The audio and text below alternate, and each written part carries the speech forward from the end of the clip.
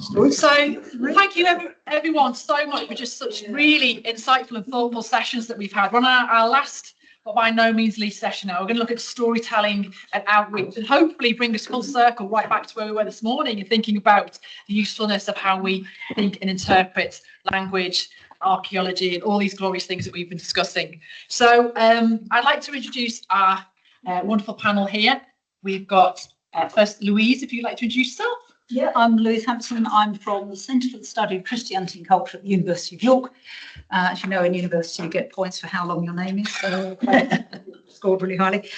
So we're an externally funded research and commercial interpretation centre. So I do a lot of work with churches and cathedrals, but also with church authorities nationally on strategy and policy, as well as helping very tiny churches do as much as they can with no money. Tom? Yeah, so I'm Tom. I introduced myself about 45 minutes ago, so hopefully that's all fresh in memory. But I am a student attached to the Human Remains Project. I've got charnel-ling disarticulated remains in post-medieval England. Lily. So my name's Lily Hawker-Yates. I work in the public impact team at MOLA, Museum of London Archaeology. I'm nominally in communications, but I kind of do a lot of engagement work as well. Thank you. And then online we've got Emily. Hi, I'm Emily Lanigan-Palotai. I'm the collections manager at Chester Cathedral. I'm one of the people putting this sort of resource into use practically in a cathedral setting. And in a past life, I was a musicologist, so I'm interested from a research point of view in this project in the way that we can sort of use the data for practical realization and a way of people to engage with that. Fran, online. Hello, everybody. Thank you very much. I'm just in awe of everybody who's spoken so far, and I'm wondering if I'm actually in the right room, but here we are. Make of it what you will. I'm the curator at St Magnus Cathedral in Kirkwall in Orkney. So those of you who haven't visited, please do. We've got an amazing cathedral up here. It's a very unusual building because it's owned by the people. It was given to the people in 1486 and it's remained in public hands ever since, which gives it all sorts of interesting ethical and legal statuses. It is still used as a church. It's a non-denominational church, but it's a parish church for the Church of Scotland. But all of its day-to-day activities, all its visitor services and basically all its maintenance and its running is borne by Orkney Islands Council. So they are my employees, and one of our detractors, should I say, refers to people like me as functionaries. So make of that what you will. So for 14 years, I was involved in the visitor services until about a year ago when I became the curator, which is a brand new post. But my background is in history. But all the work that I've done has been in heritage management, interpretation, and that kind of field. I've had a very long interest in churches for ever since I was a teenager, but my years in St Magnus have given me a slightly unhealthy obsession with saints and their relics, which is one of the things that's kind of driven me towards this project. But also as a sideline, take off one hat, put on another, I'm also a professional storyteller. So I've got very much an eye on that side of things. So really, what I am hoping to get from Hurdle is the narrative, the joining of the dots, the telling the stories for people who are coming in and want to know, about the people of the past, and that very often involves their human remains. So that's where I'm coming from. And I'm sure, as everyone else in the room knows, she's a perfect person to be on this panel with everyone else. I mean, what a brilliant, enriching way to join our panel. So Fran's really opened us up there, and Emily, for some first thoughts from our panel on what kind of sparked your interest in Project and Hurdle, and have you found any documents or topics in Hurdle which struck you as having any particular storytelling value? I'll just open that up to the floor if anyone wants to join in. Well, I think for me, the interest in Hurdle came from in a previous life, I was collections manager at York Minster. I was originally employed as the archivist, but I quickly learned in cathedral work that just means keeper of old stuff. So anything and everything, including archaeology, including human remains, was suddenly in my purview or my problem, depending which way you look at it, really. But one of the things in the work that I do now that comes through really strongly is people are interested in people. And I think the opportunity with Hurdle is literally, as Fran said, to join the dots, not to make sort of, false connections between, oh, this is almost certainly this person, but to clothe and contextualize the objects and environment that people find themselves in and give them some of the voices from the past, sometimes the very distant past, but equally valuably the, comparatively more recent past, and actually those sort of windows, little glimpses into what people were doing, what they thought, how they viewed things, I think just makes it not only a much richer story, but actually draws people in who would otherwise perhaps be completely alienated by this kind of heritage. Yeah. Annalie? I'm trying to be as polite as I can whilst not being in the room. Yes, I think interest in this project, Chester's been one of the case studies from quite early on, which we've benefited from hugely. For me, it's the pooling of data and that method, which Hurdle is like encapsulating, but also the interdisciplinary foundation of the project is so helpful. I spend a lot of my time, similar to Louise's experience at York, trying to mediate between different disciplines and help people understand each other, and often being caught in the middle ground and maybe being expected to know a lot about subjects that you can't possibly know about because you've not had an interaction. So this resource is not only invaluable because it allows me to do that in a lot of situations, but I think it bridges together quite a lot of different contexts as well. Particularly for cathedrals, I find that we end up just being that little gap that gets missed out as well, where we are interdisciplinary spaces. So it's invaluable from that point of view as well. Well, I'm sorry. Again. So Fran. Yeah, Fran. Yes, just to say how I got involved in the project was I actually saw Ruth give a talk online, stepping in for somebody else who'd had to pull out at short notice, and I was so inspired by the project and also the connections, which were myriad with St Magnus Cathedral, that I just basically stalked her and just became a bit of fangirl. So it's really great to be involved in this, but this idea of the storytelling for me is a very, very easy way to get people engaged in history of any kind, history and archaeology, is to tell them a story and bring them in. And that to me is the whole essence of a lot of what is going on here, is telling those stories and to share them with people in a way that they are engaged and then want to come in and learn more. So that's where I think it's very useful. Yeah, so my kind of interest initially in the project comes from before this life. So as part of my PhD, I looked at medieval saints who were being dug up from barrows. So yeah, quite a clear connection there. And I have to say that had Hurdle been around when I was doing my PhD, it would have been enormously helpful, because what I found was when you kind of go back to the origin of a lot of the stories that are being told, or not necessarily stories, but presented almost as fact in kind of writing about these events. It comes from antiquarian sources, and you really have to do quite a lot of hard work to get back to the original source. And then you sometimes find actually the way that it's kind of been passed on through different antiquarians to come down to the present day is not necessarily quite how it was recorded in the medieval initial medieval document. So although that's not quite about my work, I do think it pays into that as well, in that, you know, when we want to talk about things, whether it's a story that we're telling, we want to kind of represent that. You know, if we're saying this is a medieval story, it's nice to be able to dig into a database where it's been translated and it's there for you, but it's accurate and it is the original document rather than somebody in the 1800s writing what they remember reading about it, which is slightly different.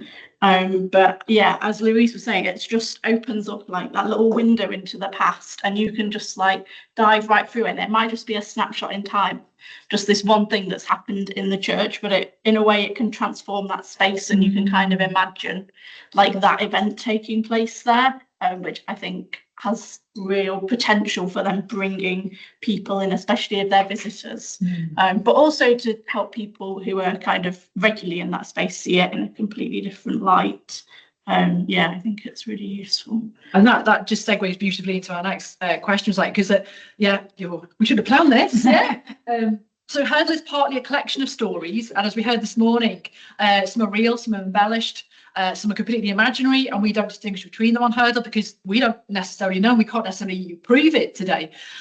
So how might a collection of stories in which we're not sure that they're actually factually accurate, do they still have use in modern church heritage? How can we work with these sort of strange liminal stories? We're not sure what is what.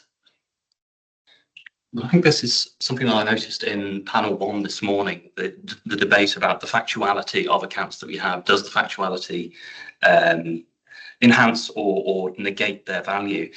And something again that came up in the third panel with regards to the archaeological reports, the fact that they are selective or inconsistent in nature depending on the authorship. So there's almost an element of storytelling or inconsistency in the formal records as well as the informal ones.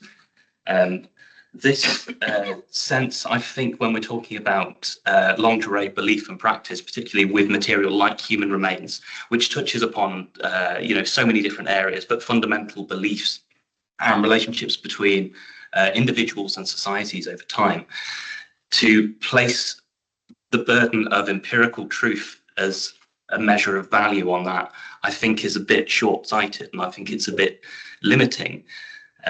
Something which I know Fran mentioned in our previous meeting was the fact that in the medieval period you have these stories of saints, and indeed we have some in Hurdle, these interactions which are as supernatural as they are earthly in many cases, but which were nonetheless valuable, had a direct, tangible value to the individuals and the people and the communities of the past who worked through these stories. They were true for them, and that was the value of them.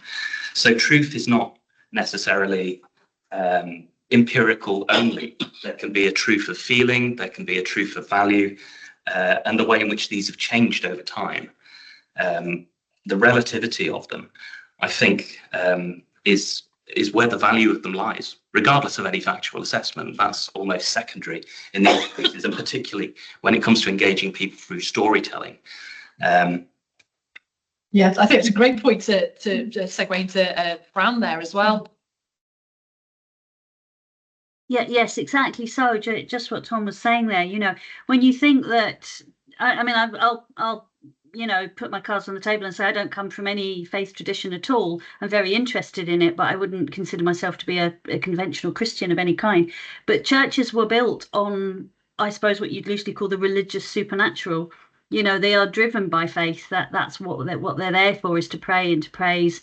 And the miracles and the stories of the saints were an absolute integral part of what was happening. Every time a mass was said, the miracle happened.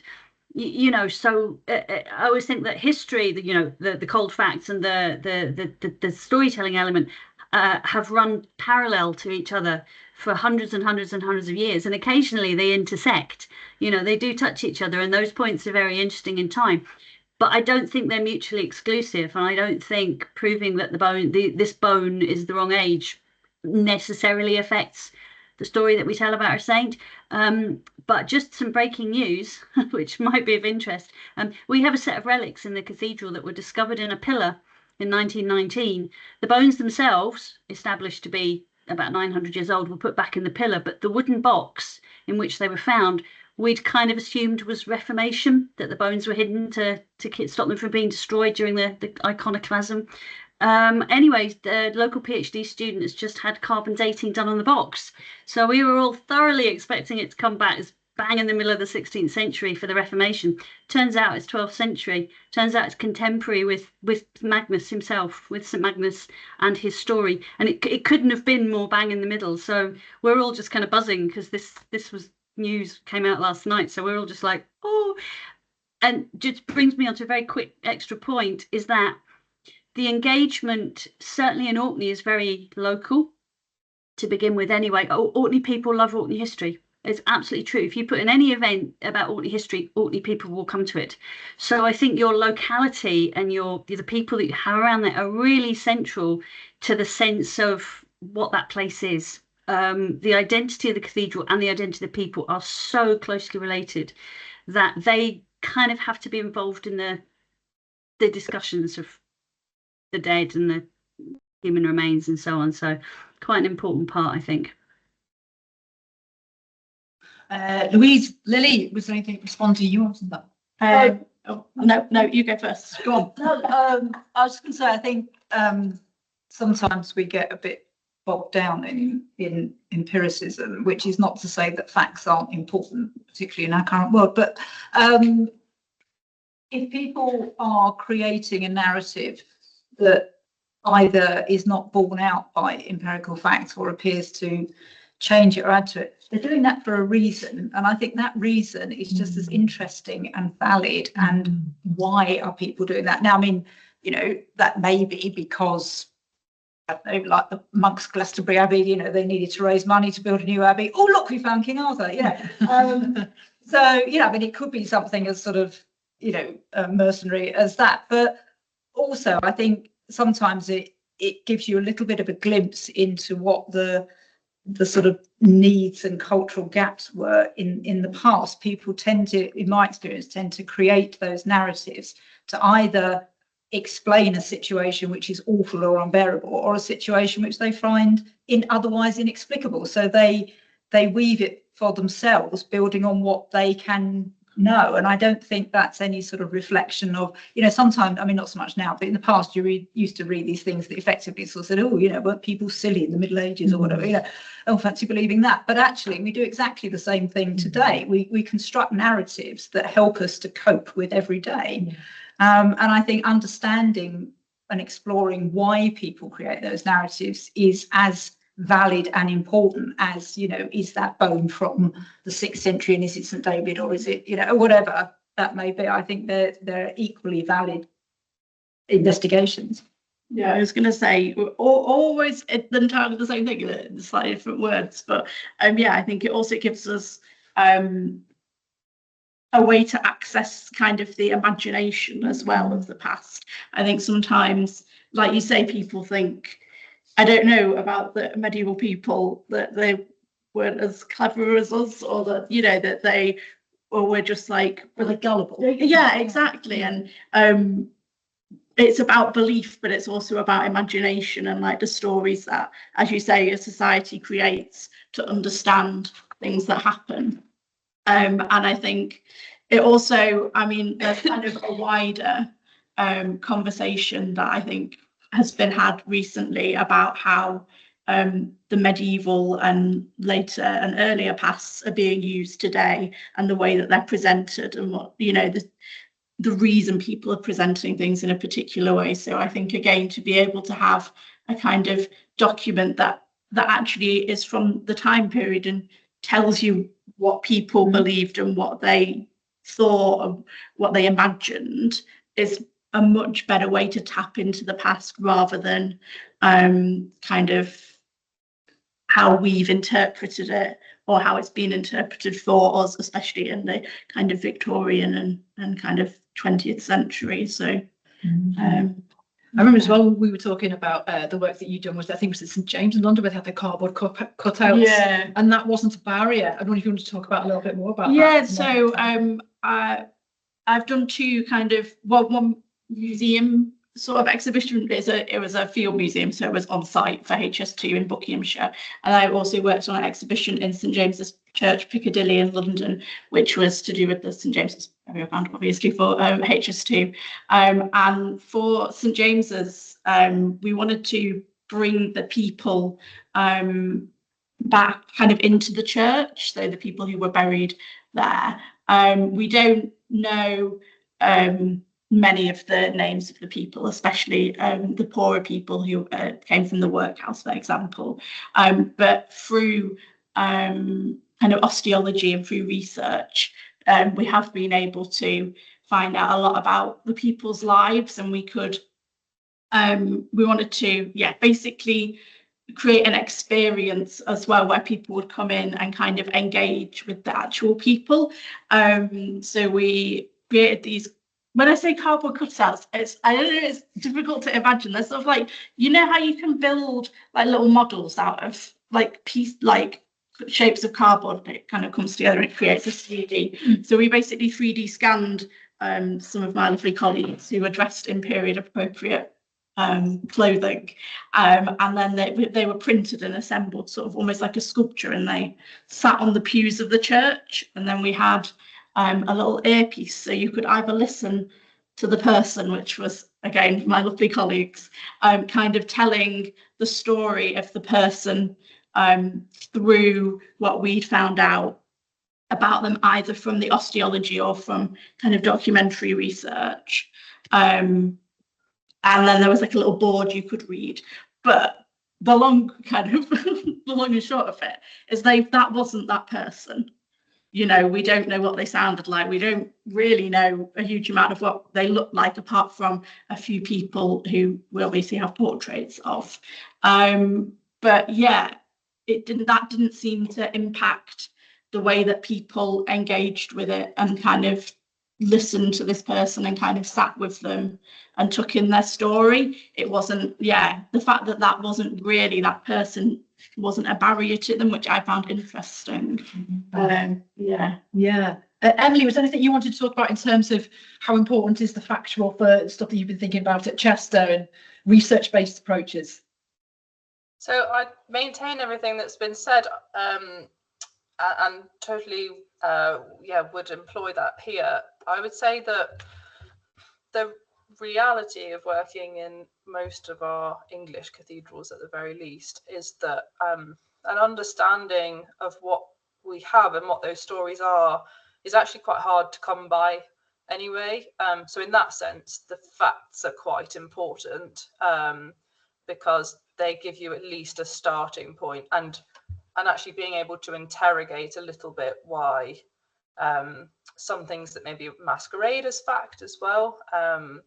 One of my most cited examples of that is those Pevsner guides that you get for churches. And the entry for Chester Cathedral was actually just written by talking to someone who still works here. So that when I realised that put a lot of things straight in my mind, actually, about where those repeated inconsistencies had come from. And so on the one hand, recognising that is really important, I think, and actually just having access to some sort of critical thinking skills and being able to self-interrogate sources, I think, is a skill maybe that's lacking in some of our mid to smaller size cathedrals, just because of that capacity issue that we all deal with, and churches, parish churches, will probably have a similar experience as well. But it doesn't mean that those anecdotal pieces of evidence that are heavily represented as well in the hurdle, and also intangible sort of histories and heritages as well, which we're really interested in here.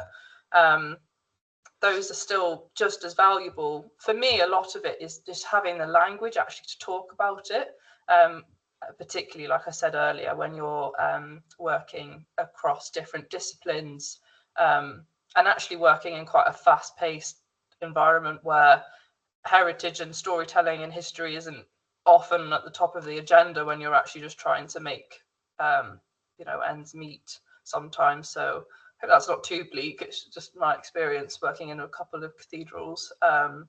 But so having those clear facts and a resource like this, then for me takes a little bit of the pressure off, at least of you'll know this, those of you who are researchers in the room, you've got that go-to guide that you can at least, you know, look at in the first instance, and then start formulating opinions from that. Certainly, though, I would say that I try and encourage my colleagues to have experience based opportunities here, so that they can sort of inform their own decision making. And I'm frequently asked just for narrative driven ones, and I often can't give them because we've not done that work yet. So it is something that I think, if you're not working in this field, you sort of crave a way to relate to someone, where, to be honest, I'm quite happy to relate to the coldness of a chalice or something, you know, like, and just its sort of intrinsic significance, because maybe I know other things about those objects. Does that answer that question? Yeah, thank you so much, Emily. That was brilliant. That's great. So we're, and again, takes us really nicely into our next question. So during our project, we found that really well-placed public engagement could help change hearts and minds about the way we steward and treat the historic dead as not necessarily being disrespectful, but it is meaningful and still valuable today. So the question for the panel is, how might Hurdle help support churches and cathedrals who are planning public engagement events? So we've heard a lot about logistics and planning systems, but the public engagement activities and events where there could be some concern in the community about the dead being disrupted, particularly maybe during building work or routine maintenance. And I was going to come to Lily first, from your time working with the church that you worked for HS2. Yeah, so at St Mary's, which was in Buckinghamshire, the church itself had actually been demolished in the 1960s. So it wasn't a current church, but the churchyard with all of the burials remained.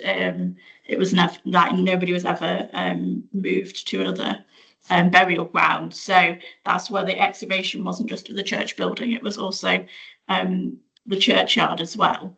And there was definitely a lot of hesitation about that within the local community. So the latest, well, the final burials there were in the early 1900s. So there were still living relatives of those people who were in the village or in the local area. So yeah, naturally they were kind of really hesitant about kind of the whole situation. But I think what we set out to do with the Field Museum, which was basically, we had the excavation site and we were under a big tent, and then we had scaffolding, which basically sectioned off the Field Museum from the excavation itself. So people could go up onto the scaffolding to view the excavation, but from the ground floor you couldn't see through. And what we did was we took people on a journey through time, through the history of the area, of the church, all the way round until they made the choice to either go up to view the excavation or finished. And throughout it, we introduced the idea of changing landscapes, and also what I think we've mentioned multiple times on the different panels, of that expectation that you might not remain buried in that place at different points throughout history, and you know how that was in reality often the case. And we had examples from St Mary's where, you know, we have a lot of the headstones of from the churchyard had disappeared mysteriously at some point since the 1960s. So we had some which were buried, but we didn't have all of them. But yeah, I think by talking about change and kind of having people understand the consistency, like if there's one thing that is consistent in the past, is that things change. That kind of really helped people come to terms with it in a way. And I think also because they would come and see that actually the way that everything was presented in the museum was very respectful, and it wasn't kind of putting people or their remains on show. It was kind of talking a lot more about stories and people's memories, and we had like a whole section where people could leave like write down their own memories of the church or of people who were buried there. And people would come back with like huge printed off genealogies that they'd done of like somebody that they were related to in the 1700s who was buried there, and be like, this is all about this person and like their like my ancestor and everyone who's related. So yeah, it was really fascinating. I'm going to let other people talk now. No, I know that HRDL had a really strict policy on they weren't allowed to view the graves or the human remains. So trying to do view publications in the absence of anything to look at or touch, which is one of the things we talked about. There's some really interesting strategies to overcome that and connect people back to the dead. We had a sort of osteology. If you imagine like a huge, like a life-size game of Operation, but instead of like plucking out a liver or something, you're putting in a bone to create the full human body, which was either just like a fun thing for people of all ages to do, but we also had, they could also be an osteologist. There was information, marks on the bones, for example, and they could work out, oh, what does that tell us? Like, how did that person break their leg? How do we know that that's what happened to them as well? So yeah, ways of talking about and educating and introducing the idea of human remains while not actually having any either physical remains or pictures. In the exhibition. Louise, I'm going to come to you as well about work at Holminster as well, in the absence of bodies, but the artefacts can play a really big role in public engagement as well. Yeah, so Holminster was their churchyard and their secondary detached churchyard, which was opened in the 18th century, was completely cleared as part of a big highways infrastructure project. Of which the church received a massive bung of money, but anyway, that's all good because it all went to repair. But one of the it was decided really early on that all the human remains excavated would be reinterred. Considerably less thought appears to have been given to what would happen to the stuff that came out of the graves as well, or at least out of the churchyards. So sort of cycling back to what we were talking about this morning, really about, grave goods.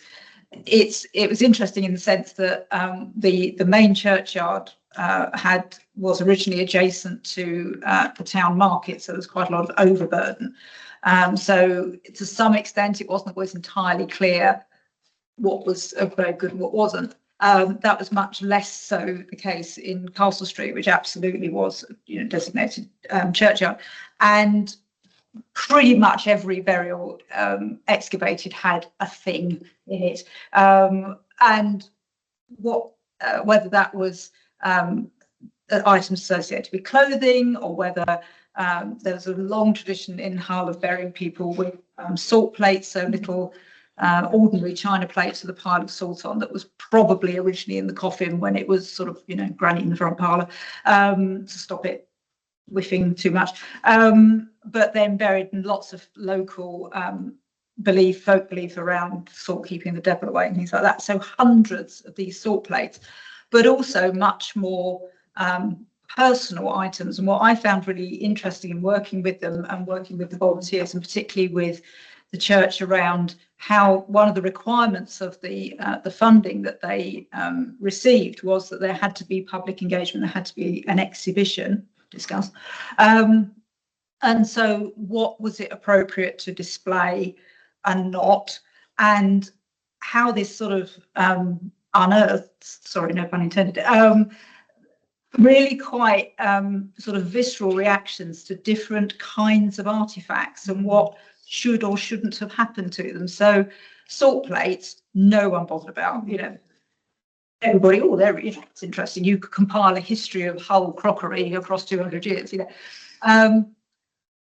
Venetian glass bead necklace found in the grave of an unidentified young woman, but a woman aged between 25 and 40, clearly buried intentionally with her, not an accidental loss or anything like that, clearly buried with her. General reaction, oh, that's pretty. A child's grave, again, a defined grave, not disarticulated remains, containing a small ceramic figurine of a lamb. Oh, that should have gone back with the child. You shouldn't be keeping that out. Really interesting sort of cliff edges in terms of how people respond to things. So there's that sort of initial decision of remains go back in the ground, everything else is kept out. Again, I have to say, without a huge amount of thought given to the likely volume of what was going to come out or what might happen to it long term. So it's currently in Humberfield Archaeology store. They don't want to hang on to it. Where's it going to go? You know, all this sort of thing. But in terms of the sort of the stories and the display and where this material should be shown and how it should be presented and what preparation people should have for the fact that what they are about to see has come out of a grave. For some people, that's a real, you know, and some of the money was used to build a very nice little cafe on the side of the church. And this thing was, oh, we'll do the display in the cafe. It's like, really? you want 19th century false teeth in a cafe? I mean, you know, but you know how that's then been mediated and negotiated. So I found it's been a really interesting process. But what it absolutely threw up for me was, first of all, zero thought given to it at the start. You know, point two, zero policy of any description associated with it, and actually some really quite interesting sort of ethical considerations about how do we approach this stuff. A lot of it has felt quite knee-jerk and very reactive rather than proactive, and I think that's something that the material that's in Hurdle, particularly with linking up the archaeological reports with some of the narrative stuff, will, you know, I hope give us more of a framework to start thinking about how these stories are told. And, you know, the one you were saying earlier about the woman who kept digging her husband up to take him with her. You know, some people in Hull claimed, well, not, sorry, that sounds very loaded. There were several people who said they had, or they were sure they had relatives buried in Castle Street. Superficially, there was a very organised plan. The excavation proved was completely fictitious. I mean, you know, this sort of lovely rows of beautiful graves, or, you know, one person per grave. No, you had about 20 years before you were either shifted or double stacked, or in one case, triple stacked. All the posh people who paid for the south side to begin with, you know, they had about 25 years before some scrofulous pauper was parked on top of them. The reality, very different from people's perception of it, very different from what remained of the organisation of the gravestones. So lots of gravestones not associated with a grave, you know. So again, this sort of back to fiction, you know, tidied up in the early 20th century. Headstones put back after Hull was heavily bombed, so lots of headstones re-erected so it looked like a proper graveyard. Nothing to do with the people underneath it, you know, all that sort of thing. How that's negotiated, but negotiating that, like you were saying, with people saying, oh, this is my family, but actually having to say to them, we have no way of knowing whether the remains that were near that headstone are your relative at all, or in fact may possibly be 2 or 3 people, or parts of 2 or 3 people. I mean, you know, literally that sort of level of churn. In some cases, some articulated skeletons, but actually surprisingly few for a graveyard of that day. Yeah. That's great. I mean, that's fascinating. I just wanted to turn to Fran and Emily about this as well, from your perspectives with having, like you say, Fran, you've got relics there, but you also have, they're not on display, but there's also a lot of local real stakeholders there in the local family, the local community being buried there, or having engaged with those saints over the years. And then also, Emily, just the work that you've got, like you've got pieces of elements of Ralph Higdon's very famous medieval character. You can Wikipedia him later. He is very famous. That you've got pieces of him, well, not him himself, but from his grave that have emerged from 19th century stuff. And how do you manage, to what extent can they be part of public engagement? And Fran, I was going to turn to you first with your work on the tours and the storytelling. Yes, that's what I was going to bring up. I was interested actually to hear what Louise was saying about the not having a plan for what would happen when human remains were found. Orkney Islands Council is so super cautious that nothing ever happens without, 14 committees and 28 reports and what have you. Orkney is very, very conservative, small c, through habit and tradition rather than through knowledge. And I'm really hoping that HRDL might help with this, to show that graveyards were cleared out regularly, that exactly as you were saying, that having a stone does not necessarily mean that there's actually the corresponding person underneath. So yes, last year, as a almost entirely money-making exercise for us, I started doing tours of the graveyard and telling stories about the people that were buried there. So one local resident made a complaint and wanted to know if we had consulted with the descendants of these people and how did they feel about us exploiting their dead ancestors. He was given quite short shrift. Everybody else was hugely excited about it and couldn't wait to tell me the story about their ancestor in the hope it would be included in the tour.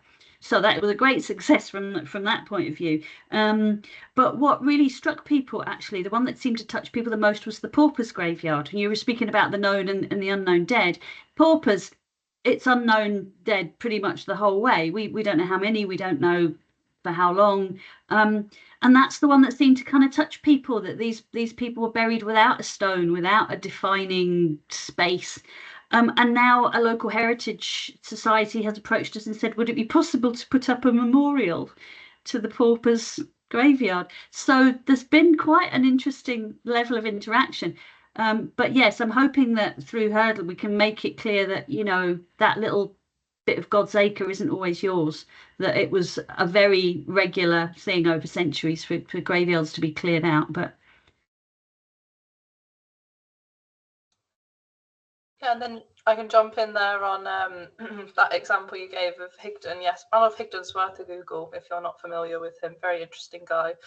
And we have his tomb, and I'm not sure what's inside it, in the building, but it's not interpreted, which is quite interesting and definitely a failing on our behalf there of not interpreting that quite important history.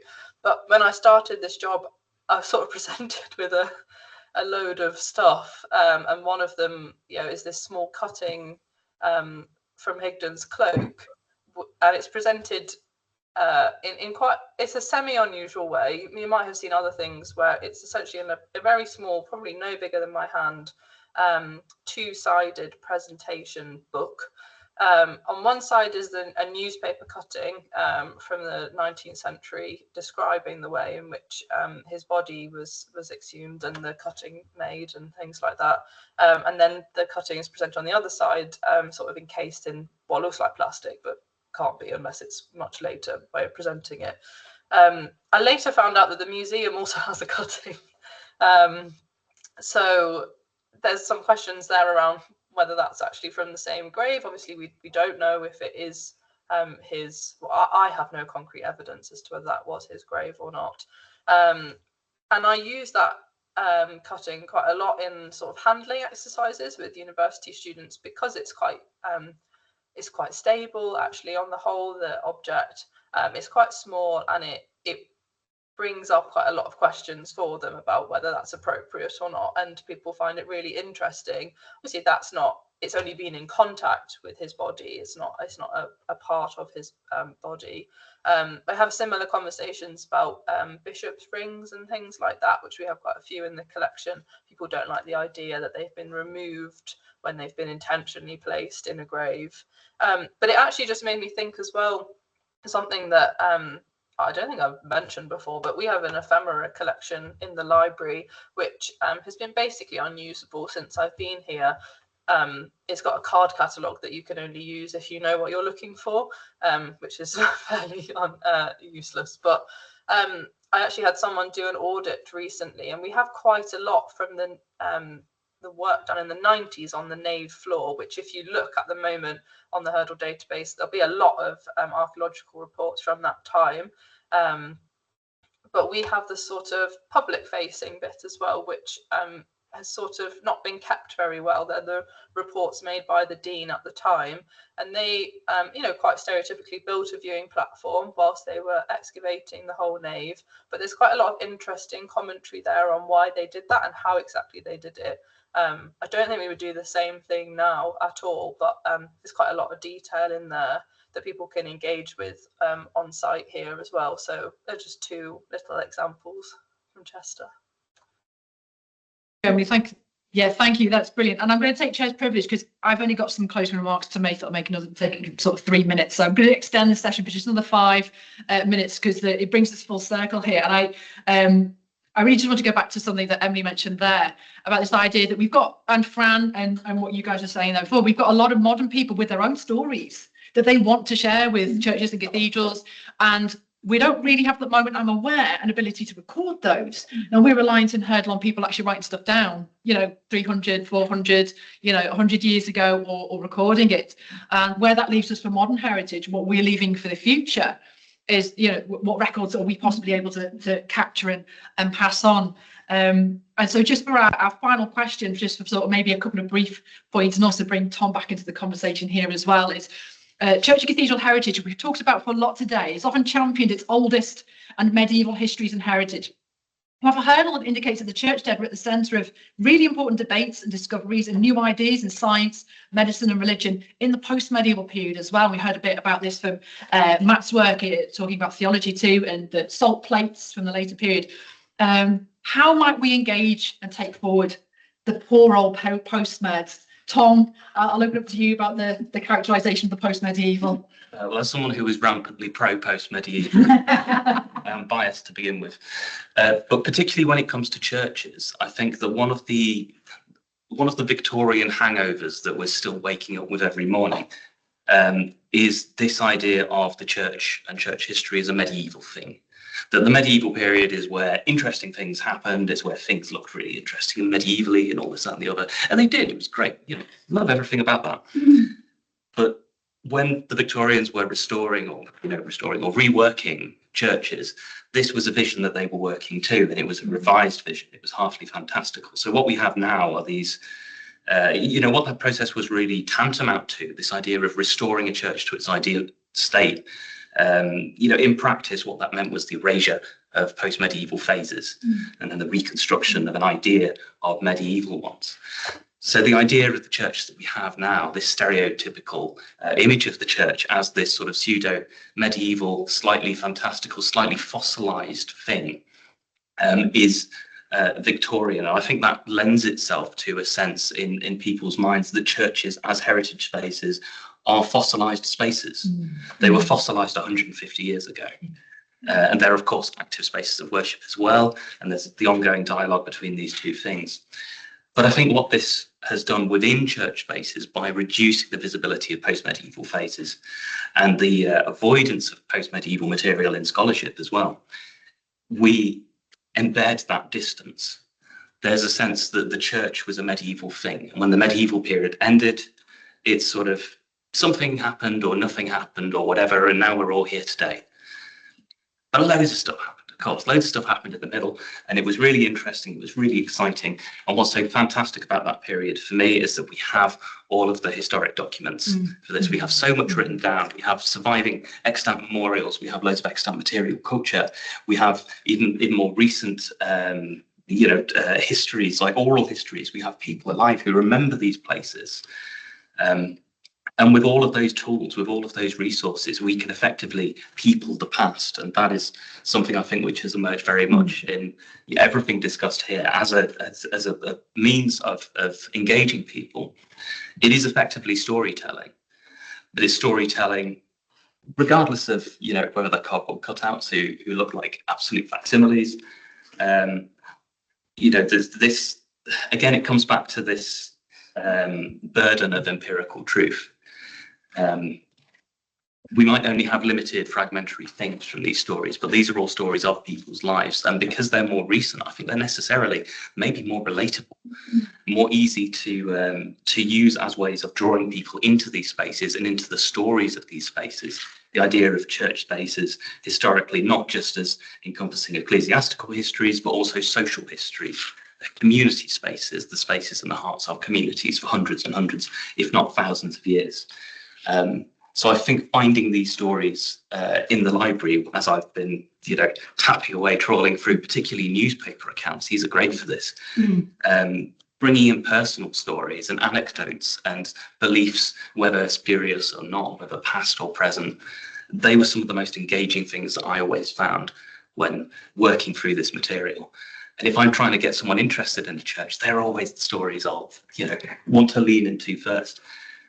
So personally, I find them very engaging. I think as well, this is a way of capitalizing on that post-medieval data to really bring people into churches and to place them in continuity of that history. It's not a medieval break and now we're here and everything there is fossilized and heritagey. There's a great big continuity of community and engagement. There are no breaks. We are just one stage, the last stage, the living stage of that at the moment, and it's all continuous throughout. I think a sense of that, or building a sense of that through post-medieval stuff and through storytelling is a really effective way of hopefully engaging people more with those histories. I don't think I can top that. That was so well. Thank you, Tom. That was a beautiful way to end this session. So I just want to thank everyone on this panel. A massive round of applause and thank you for...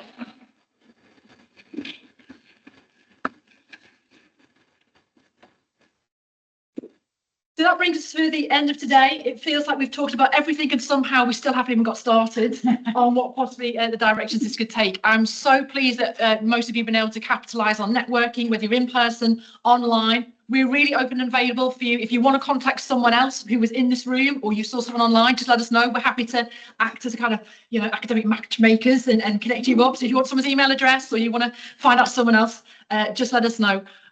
From myself as someone who's kind of behind this project, it has been so heartening to hear all the stories that you've brought for yourselves as people stuck in the intersections of managing so many different expectations around you, whether it's your research and the challenges of that or your professional work that you're trying to navigate and the different communities who want to engage with what you do. And again, coming back to something that Tom touched there and I did, we ourselves are people in the past. We are the people ourselves too. We're not absent from these stories. It's not just for the people out there to learn from. We ourselves are producing those stories, but are also shaped by those stories in turn. And that's what's really, I've taken away so much from, I think I've learned so much. I need like a week in a dark room to process just the phenomenal wealth of knowledge that's been shared today and experiences.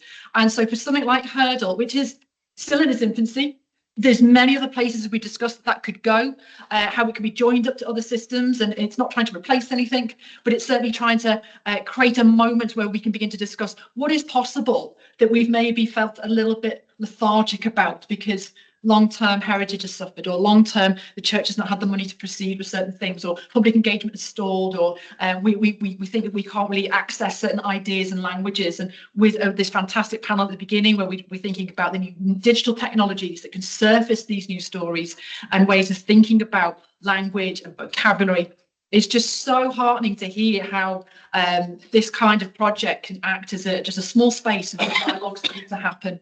And we're really so fortunate to have you all with us. So again, my sincerest thanks for all of you here today, whether you've been listening in online, whether you've been speaking, whether you've travelled all the way to sunny Liverpool. It's been very drizzly here. We've really enjoyed having you. Thank you for everyone who's left us feedback on Teams. Katie's been rapidly capturing all that work and we would love to hear more from you, good and bad. We're really open to having more online meetings with people as well, collaborations. And I'm just doing a shout out. We are always open for volunteers as well. So if you've got students, whether it's for teaching purposes, I think Glenn in particular very pleased for people to come and translate some medieval texts that we still have lurking in there. So if you've got students who want to do some medieval translation, let us know. Or if you want to learn some of the techniques that we use as well, we're really keen to be able to share things that we use to harvest and find sources, which we didn't even get into that today. You're probably quite grateful. That's a very different audience. But again, just remains me to thank you immensely for your time today. I've thoroughly enjoyed myself, far more than I should, and I'm shameless about it. Thank you so much, everyone.